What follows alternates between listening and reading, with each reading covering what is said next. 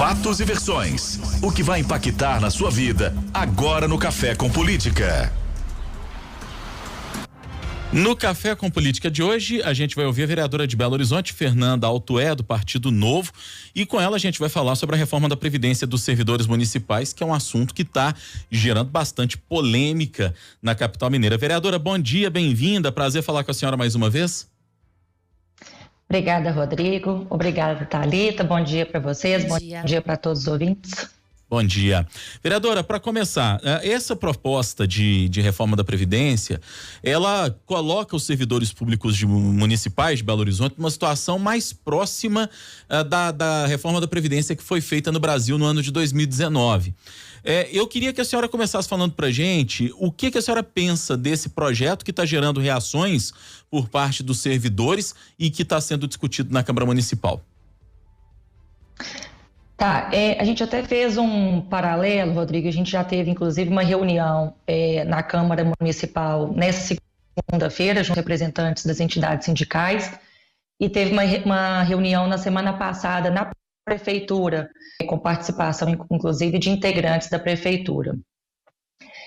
A Prefeitura coloca a questão do déficit previdenciário, né? A população está envelhecendo, né? Os servidores estão envelhecendo, você precisa de um equilíbrio. Quem trabalha hoje é quem paga o benefício de quem está aposentado. Mas, por outro lado, os servidores trazem a questão de que está havendo uma redução, né, do salário deles, um aumento significativo na contribuição previdenciária e que isso está sendo discutido, foi apresentado muito em cima da hora para se exigir uma decisão até o dia 31 de dezembro. A gente fez um paralelo entre o projeto apresentado pela Prefeitura, porque a remuneração do servidor público, ela necessariamente é um projeto de lei do prefeito, é responsabilidade dele apresentar esse projeto de lei, né, com posterior debate pela Câmara Municipal.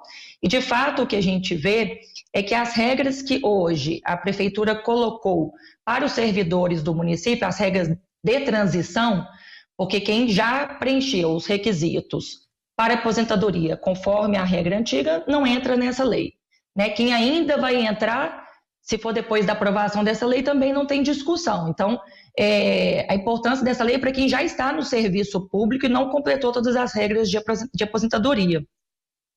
E o que a gente vê é que, de fato, essas regras elas chegam a ser até um pouco piores em alguns pontos do que a aposentadoria, as novas regras, né, de aposentadoria que foi de 2019 da União.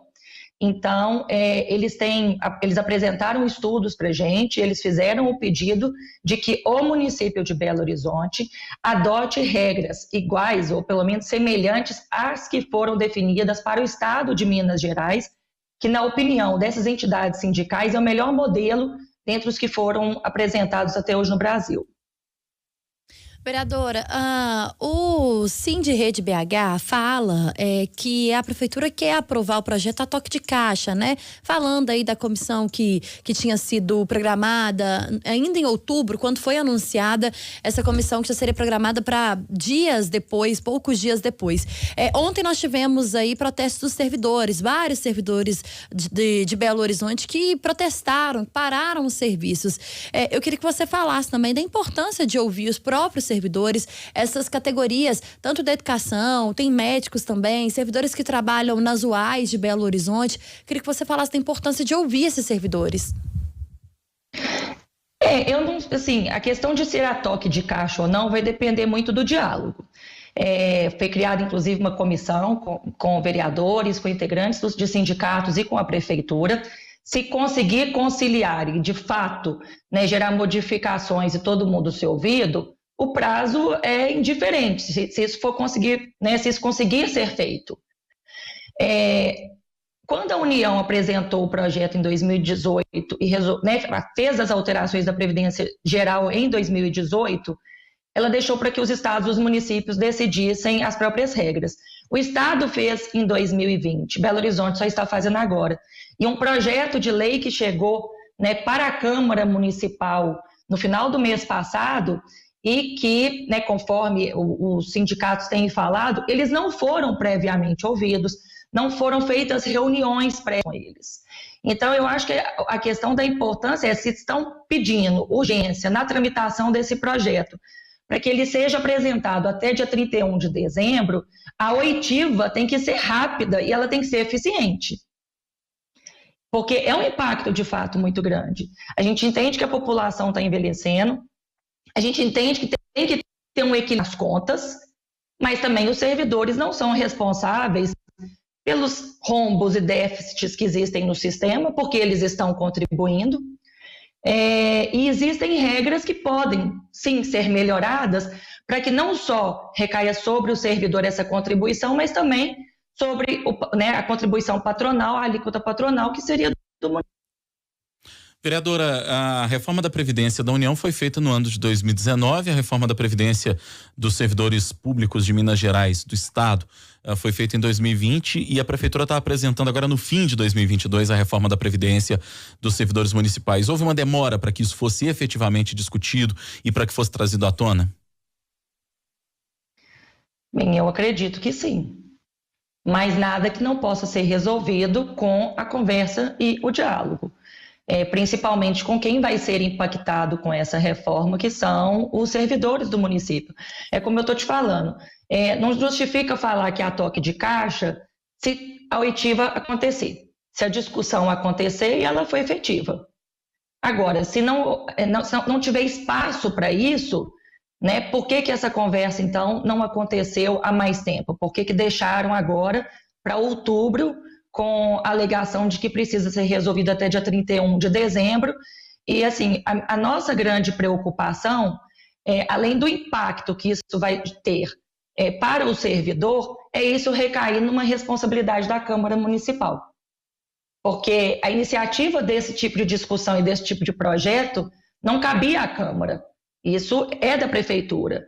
Então, caberia a ela ter feito esse diálogo prévio, né, ter deixado tudo muito bem estabelecido para quando chegasse na Câmara, a gente tomasse todas as medidas necessárias para que agilizasse a tramitação do projeto. Mas agora a gente vai ter que lidar com as expectativas, com as frustrações, tentar compor os interesses de todo mundo, né, as necessidades reais não só de contas do município, mas também de vida desses servidores. Pois essa é até a próxima pergunta que eu gostaria de fazer, vereadora, porque a senhora aponta a argumentação dos servidores que a reforma, como foi pensada e gestada pela Prefeitura, é ruim para eles, porque aumenta a contribuição e no fim das contas diminui salário. A Prefeitura, do outro lado, argumenta que é preciso reverter os déficits que existem. A gente entende que há, de fato, um déficit. No meio de tudo isso, a gente tem uma população que está vivendo mais e que, portanto, depende mais de aposentadorias para sobreviver. Por aquilo que a senhora tem acompanhado e ouvido, inclusive, de todos os lados dessa história, há alguma maneira de não sacrificar o servidor dessa maneira, mas também de se reverter esse déficit que o sistema previdenciário, como está colocado hoje, ele pode representar para que a Prefeitura não tenha que no futuro tirar dinheiro, às vezes até de onde não tem praticamente, para poder cobrir um déficit previdenciário? A senhora já conseguiu identificar talvez uma solução para isso que aparentemente é um impasse? Se fosse fácil, eu acredito que já teria sido feito. É um ponto muito sensível, inclusive, para a cidade como um todo. Não só para os servidores, apesar de, num primeiro momento, atingir, né, eles diretamente e mais a eles, mas atinge a cidade como um todo, que diz respeito a contas do município. É um projeto de lei muito amplo, ele tem mais de 150 artigos. Como a Thalita falou, nós temos aí o pessoal da saúde, que tem questão de aposentadoria especial, a gente tem o pessoal da educação, que tem uma aposentadoria diferenciada também. A gente tem, eu acho que regras de transição diferenciadas pode ajudar. Eu acho que a contribuição, a gente pega o exemplo do Estado, né, que eles têm falado muito. Em 2020 foi aprovado no município uma regra em que a contribuição do servidor passou de 11% para 14%. E não se mexeu na contribuição do município, né, na alíquota patronal do município, que continua sendo de 22%. O Estado fez regras de 11% a 16% de contribuição do servidor, mas a contribuição do Estado para o sistema é sempre o dobro disso. Então, de repente, mexer na contribuição do município, que a gente sabe que tem contas muito mais favoráveis e muito melhores do que o Estado, pode ser uma tentativa. É uma reclamação também que nos foi apresentada nessas reuniões, não foram feitas simulações, o município não mostrou o que cada regra de fato melhora para reduzir esse rombo, não foram feitas simulações de cada uma das propostas de mudança como reflexo nesse sistema para dar tranquilidade para esse servidor de que, olha, a gente vai pagar mais, mas a gente vai ter a tranquilidade de todo mundo receber a aposentadoria na hora certa. Então, eu acho que o que falta é um pouco isso, né? Mostrar que se é só essa opção, então que mostre para o servidor, olha, gente, não tem jeito. Mas o que eles estão mostrando no Estado, onde a situação fiscal era muito pior, foi possível fazer regras de transição diferenciadas e trazer menos prejuízo para o servidor, por que não discutir isso no município? Vereador, o Cid, nosso ouvinte, mandou uma mensagem aqui. Só eu que penso que a reforma não foi enviada antes porque o Calil era candidato. Eu queria que você comentasse essa mensagem dele. A pergunta de $1 milhão, né? Isso aí poderia ter sido enviado desde 2018 ou desde 2020. E desde 2018 não, né? Porque na União foi 2019, mas como no Estado, desde 2020. Por que não enviaram? Eu prefiro não especular. Mas, sem dúvida alguma, se isso cabia à prefeitura, foi uma opção dela não enviar. Vereadora, queria agora mudar um pouquinho o rumo da prosa aqui. Acho que a gente falou bastante sobre essa questão da Previdência e falar um pouco do Partido Novo. Partido Novo não é segredo para ninguém, não rompeu a cláusula de barreiras agora na eleição de 2022, passou por dificuldades nas urnas ao ver a redução das suas bancadas quase que de maneira sistemática. E eu pergunto para a senhora, com vistas às eleições de 2024, o que é que o Partido Novo precisa fazer ou já está fazendo para tentar retomar o caminho do crescimento que a gente verificou até essa eleição de 2022? E até que ponto isso preocupa vocês da bancada do Novo em Belo Horizonte? São 3 vereadores do Partido Novo em BH, a senhora, o vereador Braulio e a vereadora Marcela Trópia. O que é que vocês têm pensado em fazer para tentar reverter esse revés que a gente notou agora nessa última eleição? O Novo, de fato, a gente sofreu um baque, né? Isso é inegável. Eu acredito que o Novo perdeu uma grande oportunidade de crescer, principalmente ali por volta de 2018 e 2020. Na época, na direção do partido, tinha uma preocupação muito grande de ser um controle, um crescimento de qualidade do partido. E hoje a gente vê que isso foi uma decisão que, ao invés de permitir um crescimento saudável do partido, isso nos prejudicou. E eu acho que o Novo, as pessoas perderam um pouco da confiança do que o partido significa. E em função de uma polarização muito grande, as pessoas preferiram optar por aquilo que elas já tinham certeza que eram direita ou esquerda, e o Novo acabou ficando muito perdido nisso tudo, porque a gente sempre foi um partido de apoiar o que é certo e bater no que é errado.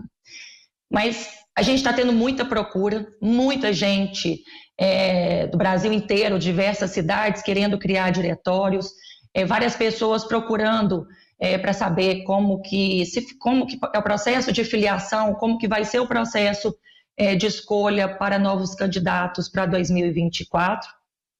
A gente acha que é uma oportunidade, não de rever conceitos que são sólidos no partido, daquilo que nos identifica como Partido Novo, mas de descer um pouco do salto e cair mais na realidade da política e do que é preciso fazer para, de fato, conseguir uma melhoria para o povo brasileiro. Às vezes a gente fica num patamar de perfeição muito grande e a gente acaba esquecendo que para chegar nele a gente tem que percorrer um caminho mais realista. Mas a gente está bem entusiasmado, a gente sabe que nas dificuldades em que a gente consegue, é muito fácil você se manter quando está tudo bem. E eu acho que é nas dificuldades que a gente consegue ver as brechas daquilo que a população realmente quer, daquilo que a população realmente pede para que a gente seja como representante dela. E eu, Marcela e Braulio, a gente tem feito um excelente trabalho. Continuamos acreditando que a nossa economia, que o nosso papel de vereador mais próximo possível do cidadão, ao invés de sermos vereadores como castas aí de políticos, que isso não é a solução.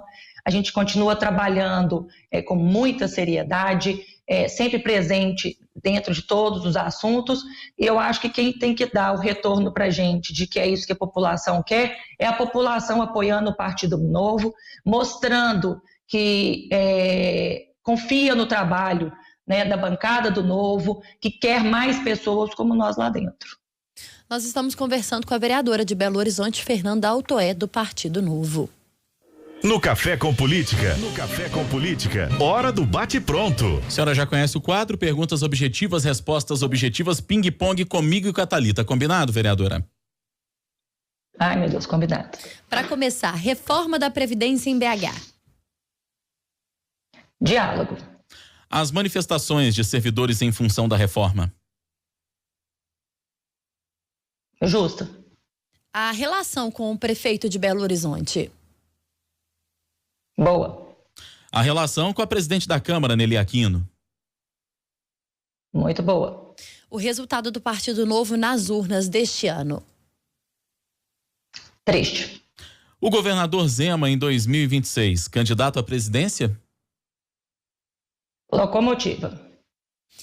Vereadora de Belo Horizonte, Fernanda Altoé, do Partido Novo, foi a nossa convidada de hoje aqui no Café com Política. Obrigada, viu, vereadora, pela participação. Volte sempre. Muito obrigada.